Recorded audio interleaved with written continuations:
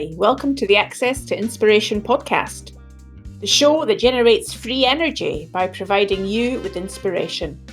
I'm your host, Sue Stockdale, and I'm delighted to bring you another episode in Series 8, which focuses on the theme of making an impact. If you haven't yet checked out our impact report, you can find it in episode 57, where you'll hear from listeners about the effect that this show has had on them and the inspiration it's provided. Today, I'm talking to two inspiring people, Zach Moreno and Rock Felder, co-founders of SquadCast. It's the remote recording platform for content creators. We use SquadCast to record this show, so I was delighted to speak to them to discover how they create impact. And I learned it wasn't only because they keep innovating in their sector using technology, but perhaps more interesting for me is I discovered how they lead their team to make an impact. In particular, how their values of listening, transparency and flexibility show up in how they work. Welcome to the podcast, Zach and Rock. It's great to see you both today. Hey, Sue. Thanks for having us. Yeah, appreciate it.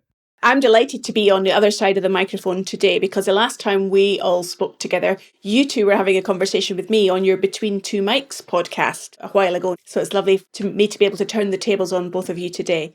The first thing that's curious in my mind is, how did you come up with the name SquadCast?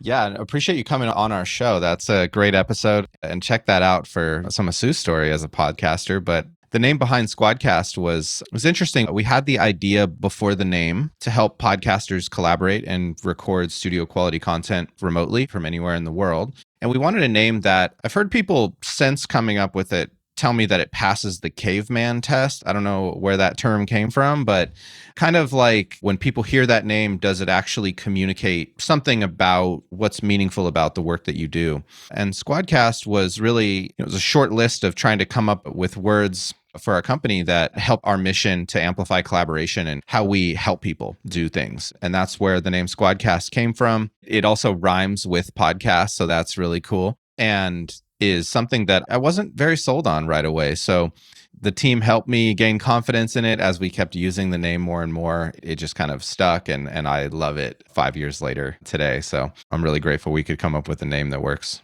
Well, it's certainly easy to remember, Zach. I definitely agree with you there. And it leads me on to then thinking about, how did the two of you get into business together then? Because sometimes finding a really great co-founder or partner to work within a business is one of the biggest struggles that many entrepreneurs have. How did it work for both of you?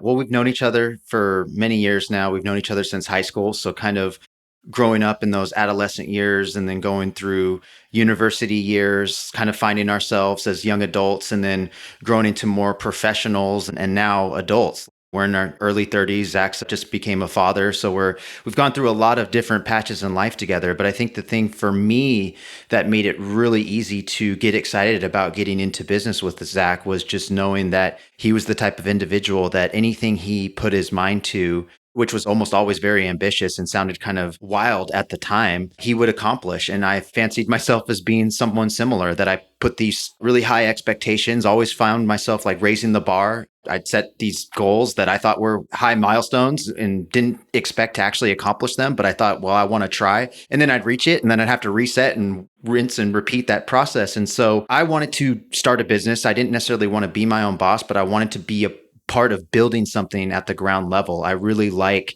the team aspect of a startup. It feels very similar to team sports that I played back in middle school. And so just being a key contributor to building something special where everybody has their own talents and experience and can add that and create something truly special was always appealing to me. And so when Zach approached me about the idea that later became SquadCast, it was easy to get excited about because I knew he was going to accomplish whatever he set his mind to, like I said before. But then the idea being rooted in podcasting, something that I was like a big fan of on a personal level, something that I had a connection with and was surprised at how it was not mainstream and how unfamiliar people were with podcasting just on the name alone, let alone like what the shows were, what the content was, stuff like that. So I figured it was inevitable that it was going to become more mainstream. And so us playing a role in helping those creators create that content just sounded like a no-brainer and something really fun to pursue. Just want to pick up on that question about collaboration. You already mentioned, Zach, that your mission is to amplify collaboration. So I'm wondering how both of you role model that together. If you're collaborating as a team, how does that show up in how you work together? Yeah, and it also builds off of what Rock was saying, is that our skills are complementary to each other. We don't have a lot of overlap in kind of our more formal technical background and training. And that's, I think, really key to a lot of startups that I've come to meet the founders of and talked with them about their stories. So the fact that that just kind of came natural to us and it worked out that well, I think that sets up the foundation of like collaborating and respecting each other's skills and learning from each other while not necessarily trying to go out of your lane where it's like, I shouldn't necessarily be doing our finances or our accounting. And Rock trusts the prowess of our engineering capabilities. And we learn a lot from each other in those roles. But I think that that helps set up the context for our form of collaboration. And then in a lot of ways, I am the CEO and CTO of SquadCast, but a lot of what I would consider to be CEO level decision making, Rock and I talk about and come to consensus and collaborate on almost always. I'm not even able to come up with like an example to the counter, but a lot of times that's also involves conversation with our teams and the stakeholders that really have the information that can help when it comes to decision making or planning or strategy. And I think that there's a lot of forms of collaboration and specifically remote collaboration that our team practices on a day-to-day basis, with us being spread over a couple states, a couple countries, a couple time zones. We use SquadCast a lot. We use Slack and a host of other tools to make sure that we are like having this balance between synchronous collaborations like we are having right now, and as well as async collaborations and providing some space to focus and work as a team. So that's really something that, yes, it's our mission, but it's something that we also practice in our culture. It's good to hear that perspective from you, Zach. Would you agree with that, Rock, that does collaboration look the same to you?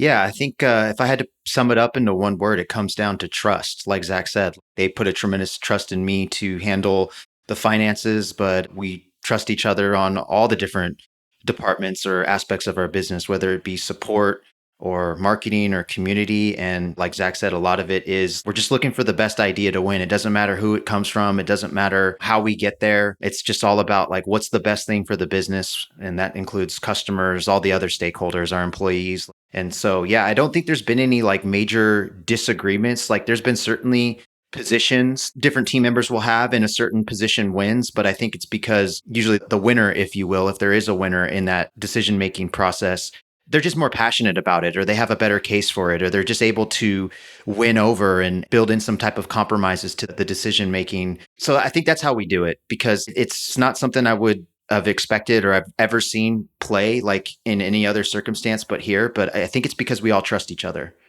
I would add in something else from the perspective that I've gained as a guest on your show and just as a user of SquadCast ourselves to record this podcast series. Please do. I kind of see you both role modeling listening. And I know that might sound corny because we're talking about podcasting. I think it comes out in what both of you have just said, that you're not coming at this by saying, we have the right answer and we're going to just plow ahead. I really get the sense that both of you are listening to stakeholders, to one another, to the wider world, and that you're allowing that also to drive how the business moves forwards. What do you think? Absolutely. Absolutely agree. And I mean, it almost works against us sometimes because too many opinions, too many voices, stuff like that. But we think that it helps, and it's our job to distill and synthesize where our heading is from all that information. So that can feel sometimes it's a lot of different options to consider depending on the circumstance. But I do think that it is also worth noting that it's our leadership style to empower other people to lead. And a lot of times, if I don't say something, it can be assumed that everything is decided by the CEO. I don't know. I just feel like it needs to be explicitly said that, like, going into this conversation, this is the decision we need to make, and we're empowering this person to make the decision. And then they will practice some of these things, and we will practice it alongside them and provide any guidance that is helpful. And that's almost always worked. We trust our people. They're great, and they're all growing as leaders. And I frankly learn a lot from them. So it's really beautiful to see that kind of growth from all the different people on our team. And I was just mentioning to Rock off air a minute or two ago, Zach, that I think I see SquadCast as a really values-led business. And the reason I say that is because the two of you really are accessible. You make an effort to engage with the wider world. And my sense is that the values that are important to both of you and the values of the business really drive things forward as well. Would you agree with that or not? Absolutely. And I mean, you have noted listening, transparency, accessibility. These are some of our literal values that we have for our team and our culture. So to hear that you have experienced our behavior following through and practicing those is really music to my ears, and is some sort of validation that what we're doing is working in at least some ways, and is something that it's important to me that we all engage in listening and transparency in these things that I mentioned, because it is who we are as an organization, as a group of people. So that's a growing list. And occasionally we'll have members of our team propose like an additional value that is either seems obvious as soon as they say it, or is sometimes less obvious. Over the holidays we got one of those new. So I'll keep you in suspense for now on that, because we're still working through the process, but we definitely value our values, and it's key to who we are. It was mentioned at the outset as well that you're always trying to you're developing, you're continually changing. And I know you've had a new update recently that SquadCast is available on a wide range of platforms now, including Safari. And for those users of Apple products and mobile devices, they can get a hold of it there as well now. Is that right? That's right. And we're so excited about it, Sue. It was a huge mountain to climb for us. And I think one of the things that, at least for me, made it a difficult pill to swallow to not be available on Safari or iOS devices like iPhone and iPad is really because it was outside of our control. There was nothing that we could do that could change it. We had to wait on Apple to make these changes. And that was really tough, not just because we couldn't offer something that we wanted to offer, but then also the perception was a hit on SquadCast as like a brand. Like, why aren't you on Safari? Why don't you function on iPhones or iPads? Like, that was our decision, which it wasn't. So just super excited that we can finally offer that and just be, like Zach said, available and accessible across all these platforms. We're the first to do that. So very proud of our continued record of being innovators. And even though others will follow, I think us pushing the boundary forward is something that, much like you said, our values first approach, values-based approach, like that's one thing that can't be copied. I think our attitude and approach and tenacity for solving problems in an innovative manner, that's another thing that differentiates us that's going to be hard to copy.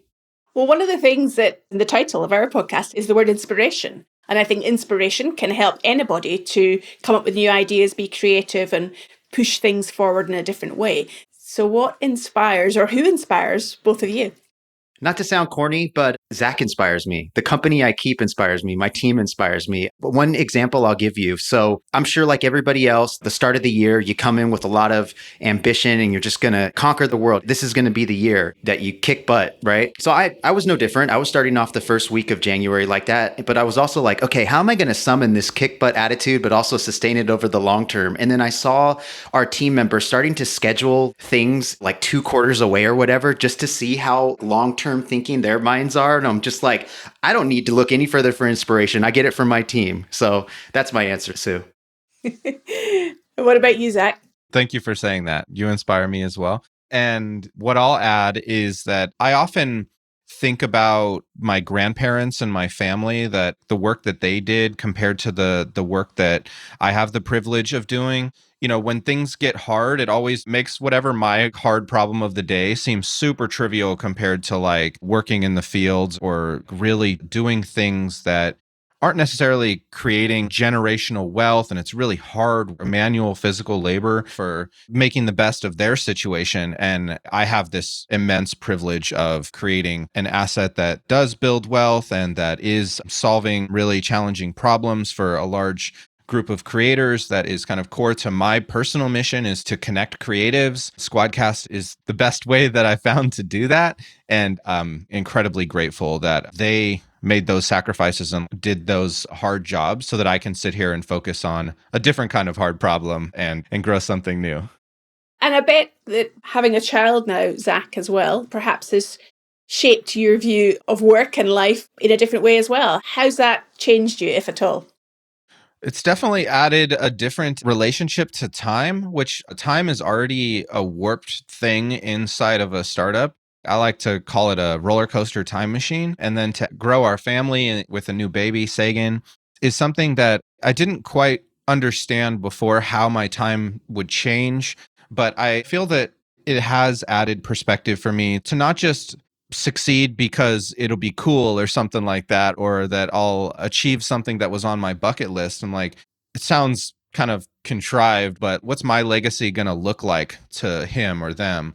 And that really is just an added thing that goes through my mind when making tough decisions or thinking about the long term. I'm really trying to think like big picture about how I can set him up for a life that can transcend mine. And I think that's a weird thing for parents to grapple with over the long term of year by year. So I'm trying to prepare myself mentally for that now, so that in 20, 30, 40 years, I'll have a bit of a different perspective on the ways that he can change the world and grow and all of that. That's all good. I have an amazing partner, and we've put some great kind of practices in place in service of that, so we can kind of make it a little bit easier for ourselves on a day-to-day. But it definitely does reframe the work that I do and kind of the choices that I make, even on small stuff. I'll spare you the details, but it does go through my mind often. Maybe I shouldn't peel away from that red light or whatever. I should be a little bit safer with minutia decisions that I make. Well, it's giving you a different context. I love the way that you use the word legacy, because many of the guests that we've interviewed so far in this series, I'm always asking that question to find out what people see as being their legacy or their bigger purpose. And it's great to hear you using that word as well there, Zach. I guess that might mean that Rock can get in touch with you in the middle of the night then, if you're up doing a baby care or whatever. Or maybe there's a different time scale now, Rock, that you can access Zach's time. Well, this is one of the parts where we complement each other, because he tends to be a night owl. I'm an early bird, so I will be sleeping, but I'll be up a little bit early, perhaps. Fair enough. Now, for our listener that may not be familiar with the intricacies of, let's say, SquadCast over other platforms, one of the things that I often am asked by users or people that I'm engaging with is, well, why are you using a platform like that and not just Zoom? Because that's something that's really easy for everyone to get a hold of. And at the risk of getting too technical, I think there's probably some value in helping just the listener understand what is the difference and why, therefore, the service that you're offering is different to the likes of Zoom. One mental model that might be helpful, it's a little bit different to like walk into a phone booth and call somebody and have a conversation than like walking into a recording studio and having that same conversation. Yeah, you can have a conversation and information will be exchanged, but the constraint of wanting to create content and grow a show and monetize or add value in different ways, the quality of what you're creating becomes more of a focus. And how people sound and look in the audio and video that we help them create really adds concrete value to the credibility of the speakers, the people you're helping to lift up and share their story and inspiration for your listeners in this case. So that is how I think about it. There's a bunch of technical details about how we do that, but I think it's that shift of focus. Like, okay, Zoom has recording. Yes, but it's more for the people who were out sick or the person who needs to get that information like async. That's really different than wanting like millions of people to listen to it for hours of their day, right? And thinking about that as like the quality of the product versus a way to have a conversation. So looking ahead in terms of the future, tech moves at such a pace. I dare I even ask the question, 3-5 years down the line, where do you think podcasting is heading? Yeah, I think that's what's so exciting is it is starting to pick up momentum. And when, I was originally talking about us getting started in 2016, where podcasting was not very mainstream, it seems like it's moved more mainstream now, especially this last year, 2021, I feel like was the year where podcasting broke into more of pop culture. Like I'm seeing a lot more characters in TV shows and movies having podcasting a career, or there's like a podcast element to the show. And I get excited every time because I'm like, we made it. But then it's like, yo, how many times are you going to say this? Because it just seems to be kind of normalizing, which I think is a good sign. And I think that's what we're approaching, is it's just going to be a normal thing. I think it's similar to how companies and individuals all more or less have some type of social media presence. I think the next step, especially for organizations, is to have more of a media presence when it comes to high quality podcast productions, high quality YouTube videos or videos of any sorts, really, because it's just a great way for them to build connections with their audience, have their own voice, similar to what Zach and I are just naturally doing with being the faces of SquadCast. These companies are trying to do that and through storytelling, really. And so I do think that it'll become more of just everywhere, really, and just a great way to build authority and build relationships with people. And it's so crazy to me that even if you look at the amount of ad revenue that's expected to be spent this year, it's still like a tiny sliver of radio. And that's not like the true measurement of podcasting versus radio, or they're not necessarily opponents of each other, but I do see that as a good metric to see where we are at in the space. And I think podcasting will take that over too. Yeah, I agree. It'll take it over because of the targeting that advertisers can do compared to radio. But we're not there yet. So a lot of headroom to grow.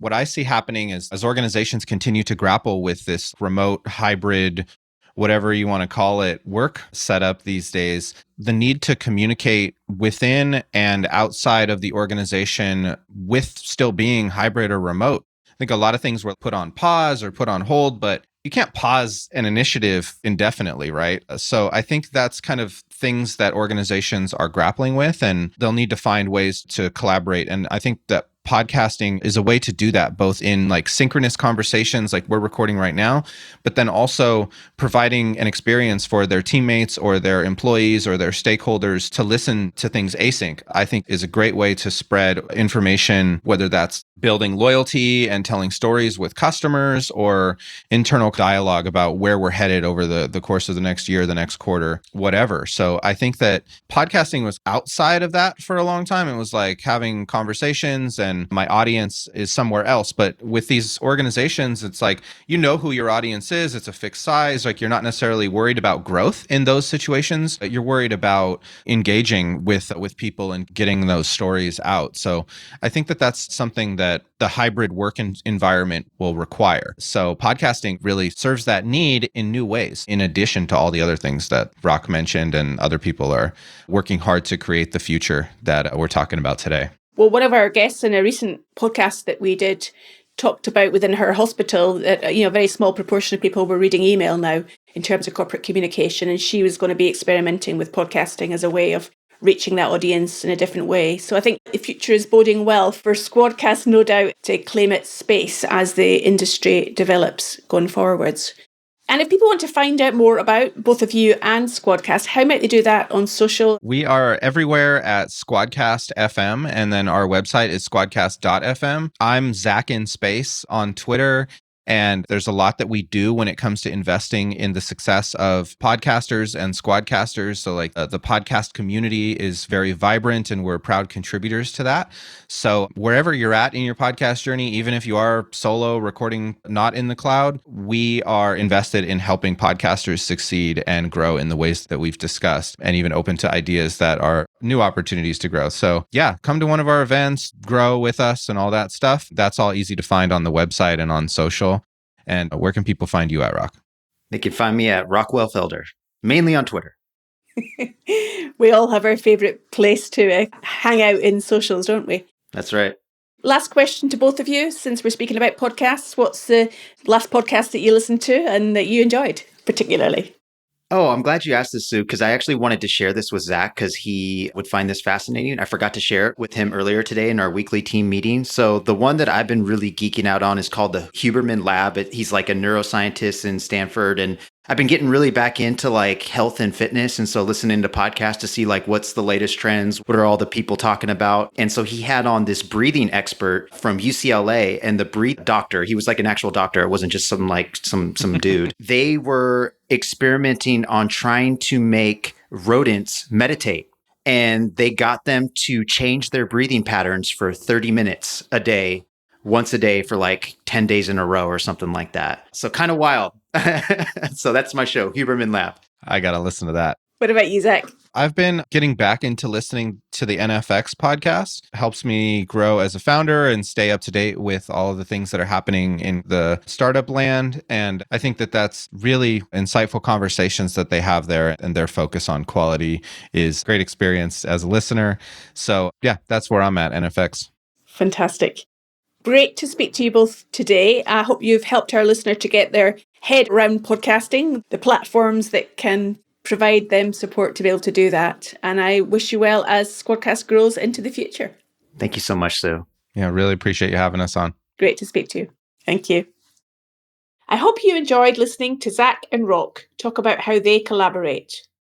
And we're delighted to announce SquadCast as one of our sponsors for 2022, supporting this not-for-profit podcast. Next time, my guest will be Janine Canham, who's Chief Operating Officer at Sanford C. Bernstein in Asia. And we'll be discussing how she manages to juggle a career, motherhood, and sport. I hope you can join me then.